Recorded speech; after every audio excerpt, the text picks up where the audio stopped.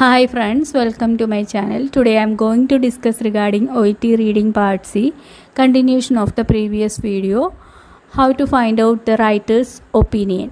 Let's start. Previous വീഡിയോയിൽ നമ്മൾ discuss ചെയ്തത് 4 ക്വസ്റ്റ്യൻസ് ആയിരുന്നു. ഇന്ന് ബാക്കിയുള്ള 4 ക്വസ്റ്റ്യനും കൂടെ നമുക്ക് നോക്കാം. നമ്മൾ എടുത്തിരുന്ന ടോപ്പിക് എന്ന് പറഞ്ഞാൽ ഡിഫിക്കൾട്ട് ടു ട്രീറ്റ് ഡിപ്രഷൻ എന്നുള്ളതാണ്. അപ്പം ഇത് ആദ്യത്തെ ക്വസ്റ്റ്യൻ എന്ന് പറഞ്ഞാൽ according to paragraph 5 people with BPD have. അപ്പം പാരഗ്രാഫ് 5 അനുസരിച്ച് പീപ്പിൾ വിത്ത് BPD ഹാവ്. ഇനി നമുക്ക് പാരഗ്രാഫ് 5ലോട്ട് പോവാം. It is often difficult to tackle the topic of depression co occurring with borderline personality disorder or BPD. അപ്പം പറയുന്നത് എന്താണ്? It is often difficult to tackle the topic of depression co occurring with borderline personality disorder. അതായത് ഡിപ്രഷൻ്റെ കൂടെ borderline personality disorder അല്ലെങ്കിൽ BPD ഉണ്ടായാൽ അത് tackle ചെയ്യാൻ ഡിഫിക്കൾട്ടാണെന്നാണ്. നമ്മുടെ പ്രീവിയസ് പാരഗ്രാഫിൽ പറഞ്ഞത് എന്തായിരുന്നു? ഡിപ്രഷൻ്റെ കൂടെ എന്തെങ്കിലും ഫിസിക്കൽ ഇൽനെസ് അല്ലെങ്കിൽ എന്തെങ്കിലും ഒരു ക്രോണിക് എയിൽമെൻറ്റ്സ് വന്നു കഴിഞ്ഞ് കഴിഞ്ഞാൽ അത് ടാക്കിൾ ചെയ്യാൻ ഡിഫിക്കൾട്ടായിരുന്നു എന്നായിരുന്നു പ്രീവിയസ് പാരഗ്രാഫ് പറഞ്ഞത്. ഇതിനകത്ത് ഡിപ്രഷൻ്റെ കൂടെ BPD വന്നാൽ അത് ടാക്കിൾ ചെയ്യാൻ ഡിഫിക്കൾട്ടാണെന്നാണ് പറയുന്നത്. ഇനി പറയുന്നത് പീപ്പിൾ വിത്ത് BPD ഹാവ്. അപ്പോൾ ഇത് പീപ്പിൾ വിത്ത് BPD ഹാവ് ഇത് കാണുമ്പോൾ നമുക്ക് മനസ്സിലാവും നമ്മുടെ ആൻസറിലോട്ടുള്ള സൂചനയാണ് നൽകുന്നതെന്നുള്ളത് അല്ലേ. നമ്മുടെ ക്വസ്റ്റ്യൻ എന്തായിരുന്നു? According to paragraph 5 people with BPD have. അപ്പോൾ ഇനി നമ്മൾ കോൺസെൻട്രേറ്റ് ചെയ്ത് വായിക്കേണ്ട സ്ഥലം എത്തിയെന്ന് നമുക്ക് മനസ്സിലായി. As a part of the core disorder perturbation of affect associated with marked variability of mood. അപ്പം people with BPD have as a part of the core disorder എന്ന് വെച്ചാൽ as a part of the main disorder, a perturbation of affect. Perturbation means anxiety or mental uneasiness ആണ് associated with marked variability of mood. അപ്പം ഇത് ഒരു ആങ്സൈറ്റിയും അതിനെ associate ചെയ്തുകൊണ്ട് എന്താണ് market variability of mood ഉണ്ടാവും എന്നാണ് പറയുന്നത്. അപ്പം മാർക്കറ്റ് വേരിയബിലിറ്റി ഓഫ് മൂഡ് എന്നാണ് ഇവിടെ പറഞ്ഞത് അല്ലേ. ഇനി നമുക്ക് ആൻസർ ഓപ്ഷൻസ് നോക്കാം. എ ഓപ്ഷൻ പറയുന്നത് depression occurring as A result of the disorder. അങ്ങനെ നമ്മുടെ പാരഗ്രാഫിൽ പറയുന്നുണ്ടോ ഡിപ്രഷൻ ഉണ്ടാവുന്നത് BPDയുടെ ഫലമായിട്ടാണ് എന്ന് പറയുന്നുണ്ടോ? ഇല്ല. അപ്പം നമുക്ക് എ ഓപ്ഷൻ എലിമിനേറ്റ് ചെയ്യാം. ബി ഓപ്ഷൻ പറയുന്നത് noticeable mood changes which are central to their disorder. അങ്ങനെ പറയുന്നുണ്ട് അല്ലേ. നോട്ടീസബിൾ മൂഡ് ചേഞ്ചസ് എന്നുള്ളതിനെയാണ് നമ്മുടെ പാരഗ്രാഫിൽ എന്ത് പറഞ്ഞിരിക്കുന്നത്? മാർക്കറ്റ് വേരിയബിലിറ്റി ഓഫ് മൂഡ് എന്ന് പറയുന്നത്. അപ്പം are central to their disorder എന്നുള്ളതാണ് as a part of their core disorder എന്ന് പറഞ്ഞിരിക്കുന്നത്. അപ്പം നമ്മുടെ ആൻസർ എന്ന് പറഞ്ഞാൽ എന്താണ്? ബി ആണ്. Noticeable mood changes which are central to their disorder എന്ന് പറയാം. ഇനി സി ഓപ്ഷൻ എങ്ങനെ എലിമിനേറ്റ് ചെയ്യാമെന്ന് നോക്കാം. A tendency to have accidents and injure themselves. അത് എന്ന് പറയുമ്പോഴത്തേക്ക് നമ്മുടെ ആൻസർ കഴിഞ്ഞ് വരുന്നിട്ടുള്ള സെൻറ്റൻസുകളാണ്. നമ്മൾ അവിടെ കോൺസെൻട്രേറ്റ് ചെയ്ത് വായിക്കേണ്ട കാര്യമില്ല. അതുകൊണ്ടാണ് നമുക്ക് ആൻസർ കിട്ടുന്നിടം വെച്ചിട്ട് നമ്മൾ നിർത്തിയത്. അതുമല്ല ഈ ഒരു പാരഗ്രാഫിൽ നിന്ന് 2 ക്വസ്റ്റ്യനാണ് വരുന്നത്. അപ്പം ആദ്യത്തേൻ്റെ ആൻസർ കിട്ടിയപ്പോൾ നമ്മളവിടെ നിർത്തി. അപ്പം അത് കഴിഞ്ഞ് വരുന്ന പാർട്ടാണ് ഈ എന്താണ് tendency to have accidents and injure themselves എന്ന്. അങ്ങനെ അവിടെ പറയുന്നില്ല. അവർ സെൽഫ് ഇൻജുറീസ് ആണെന്നും അതർ ഹാംഫുൾ ബിഹേവിയർ ഉണ്ട് എന്നും പറയുന്നുണ്ട്. അല്ലാതെ അവർക്ക് ടെൻഡൻസി ടു ഹാവ് ആക്സിഡൻറ്റ്സ് എന്നൊന്നും അവിടെ പറയുന്നില്ല. അപ്പം നമുക്ക് സി ഓപ്ഷനും എലിമിനേറ്റ് ചെയ്യാം. ഡി ഓപ്ഷൻ പറയുന്നത് problems tackling the topic of their depressions.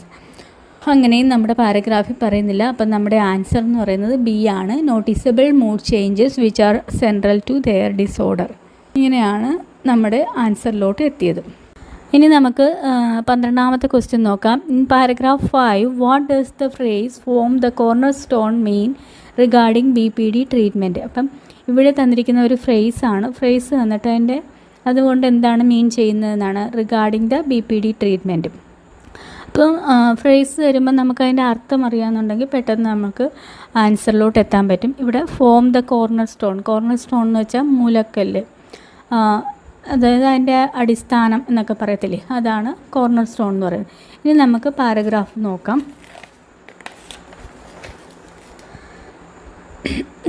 നേരത്തെ വായിച്ചതിൻ്റെ ബാക്കി തൊട്ട് നമുക്ക് വായിക്കാം. Use of mentalization based technique is gaining support and psychological treatment such as dialectical behaviour therapy form the cornerstone of care. Use of medication tends to be secondary and prescription needs to be judicious and carefully targeted at particular symptoms. അപ്പോൾ ഇവിടം വരെ നമുക്ക് വായിക്കേണ്ട ആവശ്യമില്ല, ആ ഒരു phrase തീരുന്ന sentence വരെ വായിച്ചാൽ മതിയാവും. അപ്പോൾ ഇവിടെ പറയുന്നത് നമുക്ക് ആൻസർ ഓപ്ഷൻ ഓരോന്ന് നോക്കാം. എ ഓപ്ഷൻ പറയുന്നത് psychological therapies are generally the basis of treatment. Yes, അതല്ലേ അവിടെ പറയുന്നത്. നമ്മളുടെ ഇതിൽ പറയുന്നുണ്ടല്ലോ, use of mentalization based technique is gaining support. അപ്പം പറയുന്നത് എന്തുവാണ്, മെൻ്റലൈസേഷൻ ബേസ്ഡ് ടെക്നിക്സ് എന്ന് പറയുന്നത് ഗെയിനിങ് സപ്പോർട്ട് ഗെയിൻ ചെയ്തുകൊണ്ടിരിക്കുകയാണ്.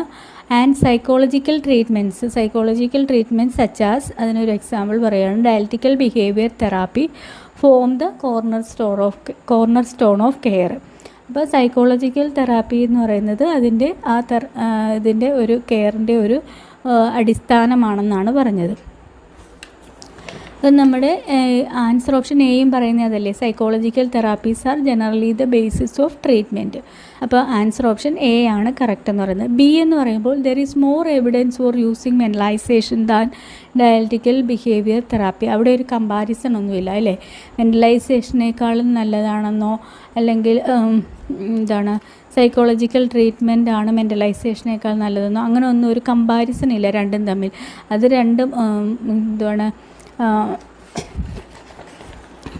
മെൻ്റലൈസേഷൻ എന്ന് പറയുന്നത് ഗെയിനിങ് സപ്പോർട്ടാണെന്നും സൈക്കോളജിക്കൽ ട്രീറ്റ്മെൻ്റ്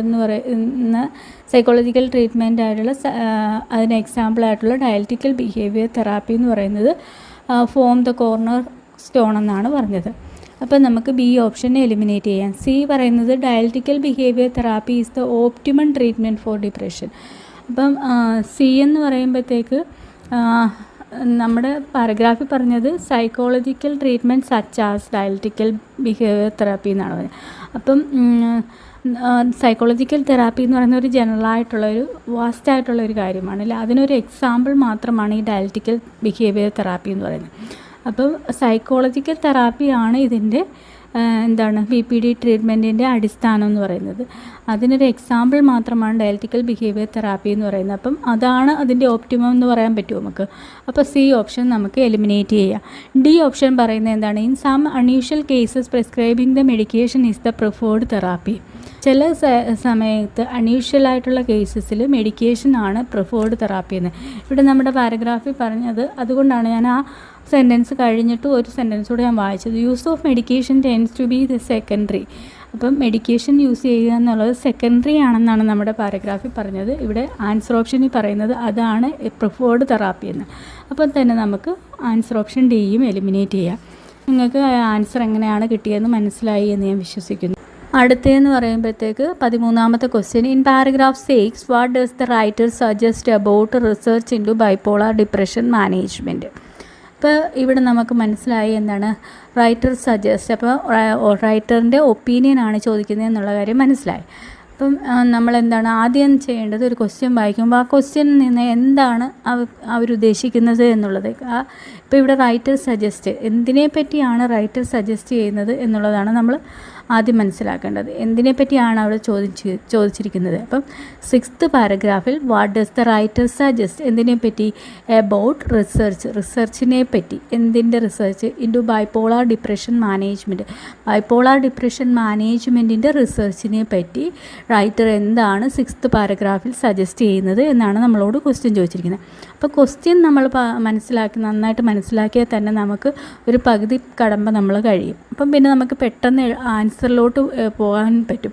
പാരഗ്രാഫ് വായിക്കുമ്പോൾ ആ ഒരു സ്ഥലത്ത് ചെല്ലുമ്പോൾ നമുക്ക് മനസ്സിലാവും ഇവിടെയാണ് നമ്മുടെ ആൻസറിനെ കുറിച്ച് പറയുന്നത്. അപ്പോൾ അവിടെ കോൺസെൻട്രേറ്റ് ചെയ്ത് റീഡ് ചെയ്യുമ്പോൾ നമുക്ക് ആൻസർ കിട്ടും.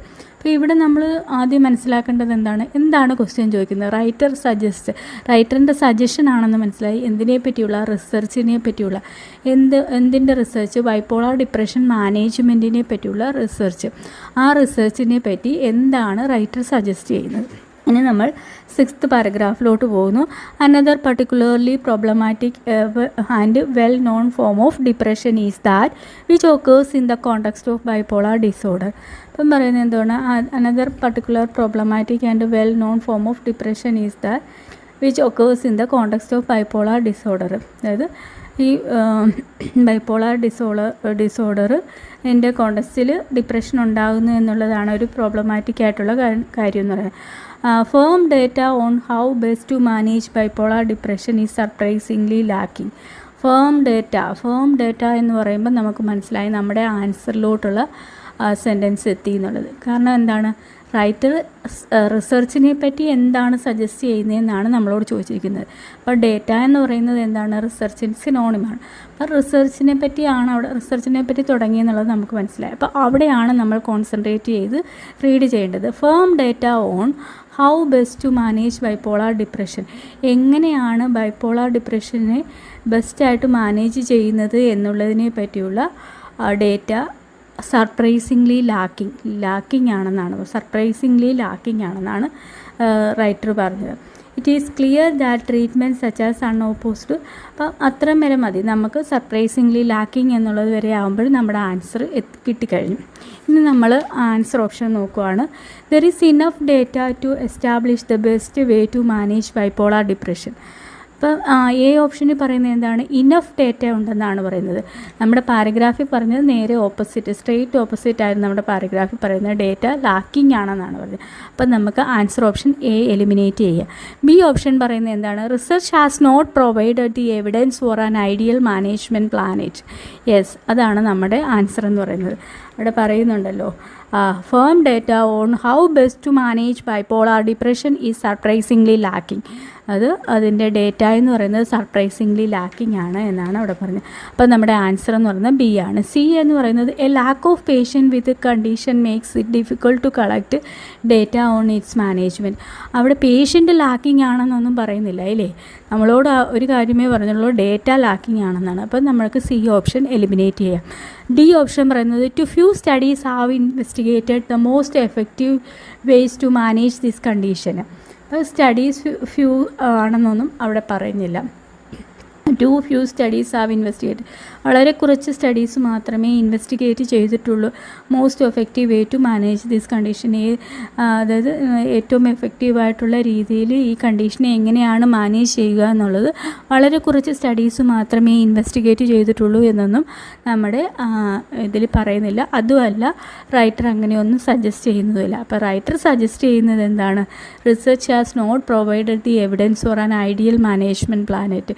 ഇതുവരെയും ഒരു കറക്റ്റായിട്ടുള്ള മാനേജ്മെൻറ്റ് പ്ലാനിനെ പറ്റി research has not provided the evidence, അങ്ങനെ ഒരു എവിഡൻസ് റിസർച്ച് പ്രൊവൈഡ് ചെയ്തിട്ടില്ല എന്നാണ് പറഞ്ഞിരിക്കുന്നത്. അപ്പോൾ നമ്മുടെ ആൻസർ ബി ആണ്. അപ്പോൾ ഇവിടെ നമ്മുടെ റൈറ്ററിൻ്റെ ഒപ്പീനിയനാണ്, റൈറ്ററിൻ്റെ സജഷനാണ് ചോദിച്ചിരിക്കുന്നത്. അപ്പോൾ ഇവിടെ നമുക്ക് അതിനകത്തോട്ടൊരു ക്ലൂ കിട്ടുന്നുണ്ട്. എവിടെ നിന്നാണ്, സർപ്രൈസിംഗ്ലി ലാക്കിംഗ്. സർപ്രൈസിംഗ്ലി എന്ന് പറയുമ്പം അതൊരു ആഡ്വേർബാണ്. അപ്പം നമ്മൾ ഇതിപ്പോൾ ഒറ്റയൊരു മെറ്റീരിയലിൽ നിന്നാണ് നമ്മൾ ഇത്രയും ക്വസ്റ്റ്യൻ എടുത്തതിൽ 3 ക്വസ്റ്റ്യൻ എടുത്തപ്പോഴും ആ 3 ക്വസ്റ്റ്യനകത്തുനിന്ന് നമുക്ക് ഈ ആഡ്വേർബ് ആൻസറിലൊക്കെയുള്ള ഒരു ക്ലൂ നമുക്ക് കിട്ടി. ആദ്യത്തെ ക്വസ്റ്റ്യനകത്താണെങ്കിൽ നമുക്ക് എന്താണ് കിട്ടിയത്, അമേസിംഗ്ലി എന്ന് പറഞ്ഞ ഒരു ആഡ്വേർബ് അവിടെ യൂസ് ചെയ്തിട്ടുണ്ടായിരുന്നു. പിന്നത്തെ ഒരു ക്വസ്റ്റ്യനകത്താണെങ്കിൽ പർട്ടിക്കുലർലി ട്രിക്കി എന്ന് പറഞ്ഞിട്ട്, അപ്പം പർട്ടിക്കുലർലി എന്നുള്ളത് ഒരു ആഡ്വേർബാണ്. അപ്പോൾ അവിടെ നിന്നാണ് നമുക്ക് ആ ഒരു ആൻസറിൻ്റെ ക്ലൂ കിട്ടിയത്.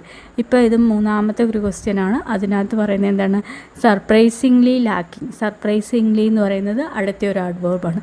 അപ്പോൾ ഇതുപോലെയുള്ള ആഡ്വേർബുകൾ നിങ്ങൾ കാണുമ്പോൾ അവിടെ കോൺസെൻട്രേറ്റ് ചെയ്ത് വായിക്കുക. കാരണം റൈറ്ററുടെ സജഷൻസ് അല്ലെങ്കിൽ അവരുടെ ഒപ്പീനിയൻസ് കാണിക്കാൻ വേണ്ടിയിട്ട് യൂസ് ചെയ്യുന്ന വേർഡ്സുകളാണ് ഇതൊക്കെ എന്ന് പറയുമ്പോൾ. അതായത് ആഡ്വേർബ് യൂസ് ചെയ്ത് അവരുടെ ഒപ്പീനിയൻ കാണിക്കുന്നത്. Interestingly, amazingly, particularly, surprisingly, happily, sadly, worryingly, ഇങ്ങനെയൊക്കെയുള്ള വേർഡ്സ് വെച്ചിട്ട് അവരവരുടെ ഒപ്പീനിയൻ കാണിക്കാറുണ്ട്. അപ്പോൾ ഇങ്ങനെയുള്ള വേർഡ്സ് കാണുമ്പോൾ നിങ്ങൾ കോൺസെൻട്രേറ്റ് ചെയ്ത് വായിക്കുക. അവിടെ നിങ്ങളുടെ ആൻസർ കാണാൻ കൂടുതൽ ചാൻസ് ഉണ്ട്. ഇനി നമുക്ക് 14ാമത്തെ question. In paragraph 6 what does the writer suggest about the use of medications when treating bipolar depression. അപ്പോൾ ഇത് 6th പാരഗ്രാഫിൽ നിന്നുള്ളൊരു ക്വസ്റ്റ്യനാണ്. ഇവിടെ ചോദിച്ചിരിക്കുന്നത് എന്താണ്, റൈറ്ററിൻ്റെ സജഷനാണ്. ഇവിടെ ചോദിച്ചിരിക്കുന്നത് എന്താണ്, റൈറ്ററിൻ്റെ സജഷൻ എന്തിനെ പറ്റിയുള്ള, about the use of medication. നേരത്തെ ക്വസ്റ്റ്യനകത്ത് ചോദിച്ചത് റൈറ്റർ സജഷൻ അബൌട്ട് റിസർച്ചിനെ പറ്റിയുള്ള ബൈപ്പോളാർ ഡിപ്രഷൻ മാനേജ്മെൻറ്റിൻ്റെ റിസർച്ചിനെ പറ്റിയുള്ള റൈറ്ററിൻ്റെ സജഷനായിരുന്നു നേരത്തെ ക്വസ്റ്റ്യൻ ചോദിച്ചത്. ഇവിടെ ചോദിച്ചിരിക്കുന്നതെന്ന് പറഞ്ഞാൽ writer suggest about the use of medication when treating bipolar depression. അതായത് ബൈപ്പോളാർ ഡിപ്രഷൻ ട്രീറ്റ് ചെയ്യുമ്പോൾ യൂസ് ചെയ്യുന്ന മെഡിക്കേഷനെ പറ്റി എന്താണ് റൈറ്റർ സജസ്റ്റ് ചെയ്യുന്നത്. അപ്പോൾ നമ്മൾ ക്വസ്റ്റ്യൻ വായിക്കുമ്പോൾ ശരിക്കും മനസ്സിലാക്കിയിട്ട് തന്നെ നിങ്ങൾ പാരഗ്രാഫിലോട്ട് പോകാവുള്ളൂ. ഇവിടെ നമ്മൾ ഇനി അത് കഴിഞ്ഞുള്ള സർപ്രൈസിംഗ്ലി ലാക്കിംഗ് വരെയല്ലായിരുന്നു നമ്മൾ നേരത്തെ വായിച്ചത്. അത് കഴിഞ്ഞുള്ള സെൻറ്റൻസ് നമ്മൾ വായിക്കുകയാണ്. It is clear that treatment such as unopposed antidepressants can make matters a lot worse. അപ്പോൾ ഇവിടെ പറയുന്നത് എന്താണ്? ഇറ്റ് ഈസ് ക്ലിയർ, അത് ക്ലിയർ ആണ്. എന്ത്? Treatment such as unopposed. Treatment such as, treatment എന്ന് പറഞ്ഞപ്പോൾ നമുക്ക് മനസ്സിലായി നമ്മുടെ ആൻസറിനോട്ടുള്ള സെൻറ്റൻസ് ആയി എന്നുള്ളത് അല്ലേ. It is clear that treatment, നമ്മളോട് ചോദിച്ചത് എന്താ? മെഡിക്കേഷൻസ്, ബൈപ്പോളാർ ഡിസോർഡറിൻ്റെ ട്രീറ്റ്മെൻറ്റിന് ഉപയോഗിക്കുന്ന മെഡിക്കേഷനെ പറ്റിയുള്ള യൂസ് ഓഫ് മെഡിക്കേഷൻ അതിനെ പറ്റിയുള്ള റൈറ്ററിൻ്റെ സജഷൻ അല്ലേ. അപ്പോൾ ഇവിടെ നമ്മളോട് പറയുന്നത് it is clear that treatment such as unopposed antidepressant എന്ന് പറയുമ്പോൾ നമുക്ക് മനസ്സിലായി മെഡിക്കേഷൻ ട്രീറ്റ്മെൻറ്റ് ഇതൊക്കെ അടുത്ത് വന്നപ്പോൾ നമുക്ക് മനസ്സിലായി ഇവിടെയാണ് നമ്മുടെ ആൻസർ വരുന്നതെന്ന്.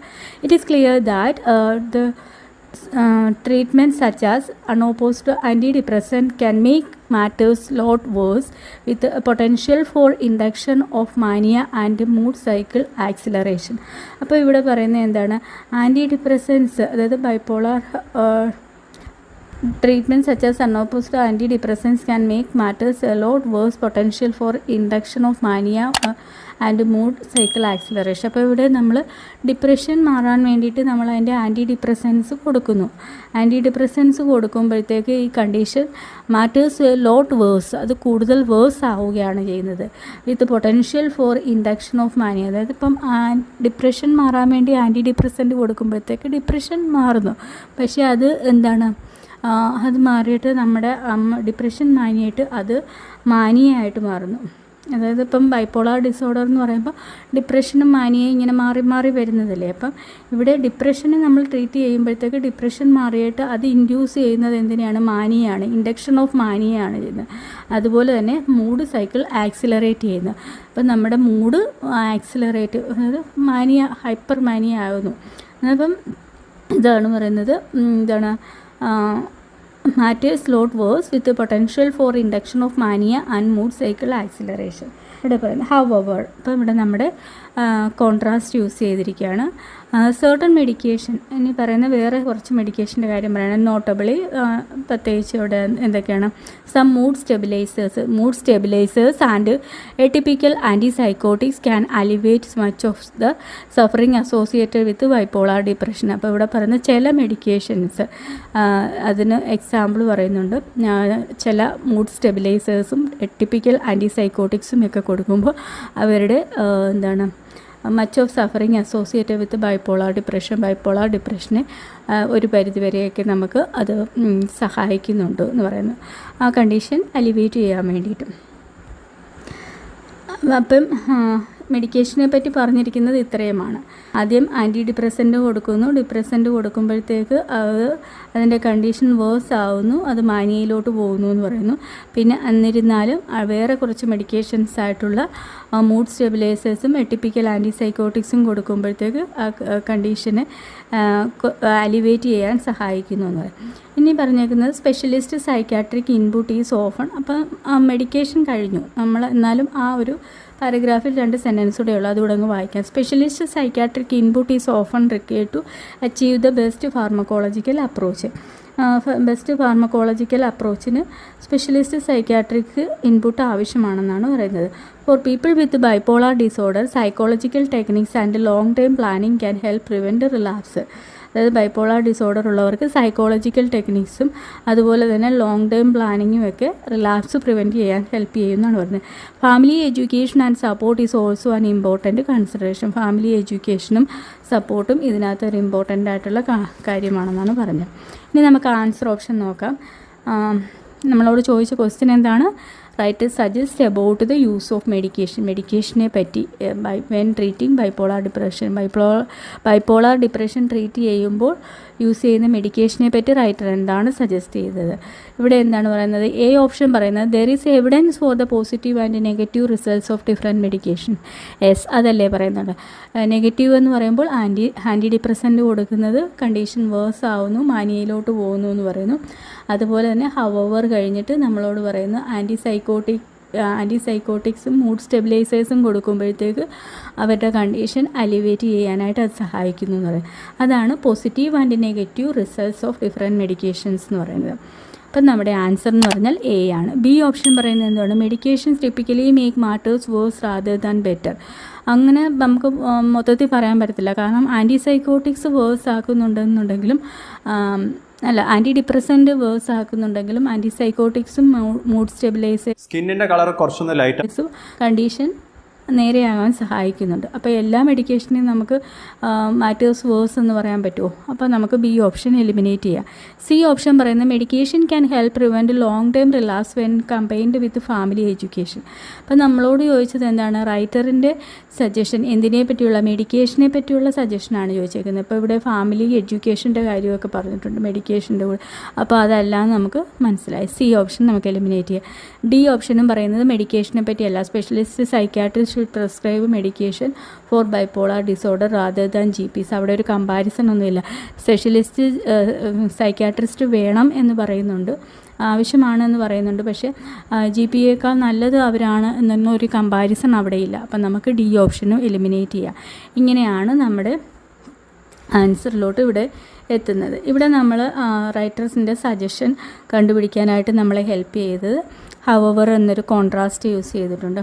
കോൺട്രാസ്റ്റ് യൂസ് ചെയ്യുമ്പോൾ നമ്മൾ ഒരു പോസിറ്റീവും ഒരു നെഗറ്റീവ് കാര്യങ്ങളും പറയാൻ വേണ്ടിയിട്ടാണ്. അപ്പോൾ ഇവിടെ നമ്മളോട് ആദ്യം പറഞ്ഞത് ഒരു നെഗറ്റീവ് ആൻറ്റി ഡിപ്രസൻറ്റ് നെഗറ്റീവായിട്ട് അഫക്റ്റ് ചെയ്യുന്നുവെന്നും പോസിറ്റീവായിട്ട് പറഞ്ഞത് ആൻറ്റിസൈക്കോട്ടിക്കും മൂഡ് സ്റ്റെബിലൈസേഴ്സും അവരുടെ കണ്ടീഷൻ എലിവേറ്റ് ചെയ്യാൻ വേണ്ടിയിട്ട് സഹായിക്കുന്നു. അപ്പോൾ പോസിറ്റീവ് ആൻഡ് നെഗറ്റീവ് പറഞ്ഞു. ഇവിടെ നമ്മൾ ഹവർ എന്ന കോൺട്രാസ്റ്റ് യൂസ് ചെയ്ത് നമ്മുടെ ആൻസറിലോട്ട് എത്താൻ സഹായിച്ചു. ഇങ്ങനെ നമ്മൾ റൈറ്റേഴ്സ് ഒപ്പീനിയൻ ചോദിക്കുമ്പോൾ പല രീതിയിൽ, അതായത് നമ്മൾ സാധാരണയായിട്ട് പറയുന്ന ഒരു 7 ക്ലൂസാണ്. മോഡൽ വെർബ് നമുക്ക് ഒരു ക്ലൂ തരും, അതാണ് റൈറ്ററിൻ്റെ ഒപ്പീനിയൻ എന്ന് കാണിക്കാൻ വേണ്ടിയിട്ട്. അതുപോലെ തന്നെ scales, all, often, sometimes, occasionally ഇങ്ങനെയൊക്കെയുള്ള സ്കെയിൽസ് പറയും. മോസ്റ്റ് ഇതൊക്കെയുള്ള സ്കെയില് നമുക്ക് അതിനൊരു ആൻസറിലോട്ട് പോകുന്നു എന്ന് കാണിക്കാൻ ഉള്ള ഒരു വഴിയാണ്. അതുപോലെ തന്നെ signal words, I believe, I think ഇങ്ങനെയൊക്കെയുള്ള വേർഡ്സ്. പിന്നെ ആഡ്വർബ്. ഇപ്പോൾ ആഡ്വർബ് നമ്മൾ കുറേ പറഞ്ഞുവല്ലോ. സർപ്രൈസിംഗ്ലി, പർട്ടിക്കുലർലി, ഇൻട്രസ്റ്റിംഗ്ലി, അമേസിംഗ്ലി, വറിയിങ്ലി ഇങ്ങനെയൊക്കെയുള്ള ആഡ്വർബ് യൂസ് ചെയ്തിട്ട് നമ്മൾ റൈറ്ററിൻ്റെ ഒപ്പീനിയൻ പ്രകടിപ്പിക്കാറുണ്ട്. പിന്നെ കോൺട്രാസ്റ്റ്. ഈ കാര്യങ്ങളൊക്കെ നമുക്ക് അറിയാമെന്നുണ്ടെങ്കിൽ നമ്മൾ വായിച്ച് വരുമ്പോൾ നമുക്ക് അവിടെ അത് കാണുമ്പോൾ മനസ്സിലാവും ഇവിടെയാണ് നമ്മുടെ ആൻസർ എന്ന്. നമ്മൾ പ്രാക്ടീസ് ചെയ്യുന്ന സമയത്ത് നമുക്കത് കിട്ടിയില്ല എന്നുണ്ടെങ്കിൽ പിന്നെയും എടുത്ത് ആ ക്വസ്റ്റ്യൻ എടുത്തിട്ട് ആ ഒരു പാരഗ്രാഫ് നന്നായിട്ട് റീഡ് ചെയ്യുമ്പോൾ നമുക്ക് അതിനകത്ത് കൊടുത്തിരിക്കുന്ന ക്ലൂസൊക്കെ മനസ്സിലാക്കാൻ പറ്റും. അങ്ങനെ കുറച്ച് മെറ്റീരിയൽസ് നമ്മൾ ചെയ്ത് കഴിയുമ്പോൾ ഓട്ടോമാറ്റിക്കായിട്ട് നമ്മൾ ഇത് കാണുമ്പോഴേ നമുക്ക് മനസ്സിലാവും. ഇപ്പോൾ ഒരുവിധപ്പെട്ട എല്ലാവർക്കും ഈ കോൺട്രാസ്റ്റ് കാണുമ്പോൾ മനസ്സിലാവാറുണ്ട്, ഇവിടെ ഇത് കഴിഞ്ഞിട്ടാണ് എൻ്റെ ആൻസർ എന്ന് വരുന്നത് മനസ്സിലാവുന്നുണ്ട്. അതുപോലെ തന്നെ നിങ്ങൾ അതേ ഇമ്പോർട്ടൻസ് ഈ പറഞ്ഞ ബാക്കിയുള്ള 6 കാര്യങ്ങൾക്ക് നിങ്ങൾ ഇതേ ഇമ്പോർട്ടൻസ് കൊടുക്കുകയാണെന്നുണ്ടെങ്കിൽ നിങ്ങൾക്ക് പെട്ടെന്ന് ഈ ആൻസർ കണ്ടുപിടിക്കാൻ പറ്റും. കാരണം നമുക്ക് ഈ കാര്യങ്ങളൊക്കെ അറിയാമെന്ന് പറഞ്ഞാലും അത് അപ്ലൈ ചെയ്ത് നമ്മൾ പഠിച്ചെങ്കിൽ മാത്രമേ നമുക്ക് പെട്ടെന്ന്, കാരണം ഒരു ക്വസ്റ്റ്യന് നമുക്ക് 2 മിനിറ്റ്സ് ആണ്, ഏറ്റവും മാക്സിമം 2 മിനിറ്റ്സ് ആണ് നമുക്ക് കിട്ടുന്നത്. അപ്പോൾ ഈ കാര്യങ്ങൾ നമ്മൾ നന്നായിട്ട് പ്രാക്ടീസ് ചെയ്യുമ്പോൾ ഇത് മനസ്സിലാക്കി ചെയ്തെങ്കിൽ മാത്രമേ നമുക്ക് ആ എക്സാം ഹാളിൽ ചെല്ലുമ്പോഴും ഈ 2 മിനിറ്റ്സിൽ നമുക്ക് ഈ ഒരു ആൻസറിലോട്ട് എത്താൻ പറ്റുള്ളൂ. അപ്പം നമുക്ക് കിട്ടാത്ത ആൻസർ ഉണ്ടെങ്കിൽ പിന്നെയും എടുത്തത് റീഡ് ചെയ്ത് നമ്മളത് മനസ്സിലാക്കാൻ ശ്രമിക്കുക. പിന്നെ നാളെ കുറച്ച് പേർക്കൊക്കെ എക്സാമാണ്. നാളെ എക്സാം എഴുതാൻ പോകുന്ന എല്ലാവർക്കും ഓൾ ദ വെരി ബെസ്റ്റ്. പിന്നെ എൻ്റെ വീഡിയോസൊക്കെ നിങ്ങൾക്ക് ഇഷ്ടപ്പെടുകയാണെങ്കിൽ ഒന്ന് ലൈക്ക് ചെയ്യുകയും ഷെയർ ചെയ്യുകയും സബ്സ്ക്രൈബ് ചെയ്യുമ്പോൾ ഓൾ എന്ന ബെല്ലൈക്കൺ എനേബിൾ ചെയ്യുകയും ചെയ്യുക. Thank you.